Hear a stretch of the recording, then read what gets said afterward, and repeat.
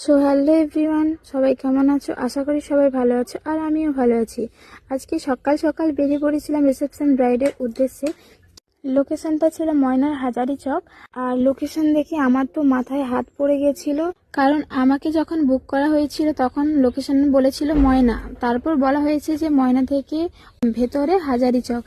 আর এখানে একটা কথা বলি সবাইকে, যারা আপকামিং সিজনে ব্রাইডাল বুকিং করবে আর তারা লোকেশনটা প্রপার বলবে। আর এই ব্রাইডের হাজবেন্ড আমাকে বলেছিল আগের দিন রাতেবেলা লোকেশন পাঠিয়ে দেবে, এবার কাজের মধ্যে ভুলে গেছিল, পাঠায়নি। কিন্তু আমি যখন সকালে বেরোবো তখন আমি যখন ফোন করি তখন ফোনটা সুইচ অফ ছিল। আর এই সময় আমি না পারছিলাম বাড়ি থেকে বেরোতে, তাই আমার বাড়ি থেকে বেরোতে একটু লেট হয়ে গেছিল। আমাকে যেহেতু বলেছিল ময়না, এবার আমি ময়নাতে পৌঁছে গেলে কোথায় লোকেশন খুঁজতে যাব, প্রপার না লোকেশন আমাকে পাঠালে। তাই নেক্সট টাইম যাতে এগুলো না ভুল হয়, তোমরা একটু এগুলো খেয়াল রাখবে। তারপর আমি পৌঁছে গেছিলাম ব্রাইডের লোকেশনে। আর পৌঁছতে না পৌঁছতেই আমাকে বলা হয়েছিল যে ব্রাইডের পাশাপাশি এখনো 4টে পার্টি মেকআপ করে দিতে হবে। আর ওই দিন আমার সাথে আমার অ্যাসিস্ট্যান্ট যায়নি, আমি যা করেছিলাম একাই করেছিলাম। রিয়েল ব্রাইডকে রেডি করার পরে আমি 4টে পার্টি মেকআপ করেছিলাম। আর তারপর আমি বাড়িতে ঢুকে যাওয়ার পরেই আমি আমার কাজে লেগে পড়েছিলাম আর আমার জিনিসপত্র রেডি করছিলাম। তারপরে ব্রাইড এসেছিল, তারপর প্রথমেই আমি ওকে শাড়িটা রেডি করে পরিয়ে নিয়েছিলাম।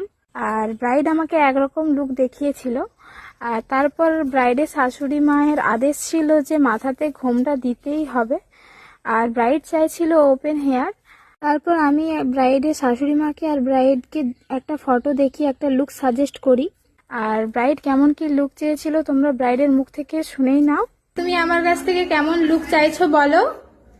চুলটা খোলা থাকবে হুম, আর শাশুড়ি মা বলে গেছে মাথায় ঘুমটা থাকবে, ঘুমটা। আচ্ছা ঠিক আছে। আর ফেস? ফেসটা ন্যাচারাল, আচ্ছা। Eye makeup? হালকা করে আচ্ছা। আর লিপস্টিক? রেড। রেড। ঠিক আছে, দেখছি কেমন কি লুক করতে পারি কোয়েলের উপর। আর এই ছিল কোয়েলের ফাইনাল লুক। ওকে এখনো সিঁদুর পরানো হয়নি, যেহেতু দিনের বেলা রিসেপশন ছিল আর ওদের সবাই বলছিল আইলেস পরাতে না। যেহেতু ফটো তোলার ওখানটায় লাইটিং ছিল, তাই আমি ওকে ওখানে ল্যাস পরার জন্য সাজেস্ট করেছিলাম। তারপর আমি এখানে ওকে সিঁদুর পরিয়ে নিয়েছিলাম। সিঁদুর পরানোর পর ও আয়না দেখেছিল আর তারপর রিভিউ দিয়েছিল। আর তোমাদের কেমন লাগলো এই লুকটা অবশ্যই জানিও।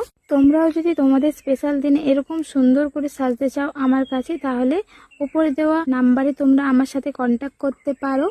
জানি না তোমরা কতটা কি ওর ফেস দেখে বুঝতে পারছো, কিন্তু সামনে থেকে ওকে খুব সুন্দর লাগছিল, পুরো ন্যাচারাল লাগছিল।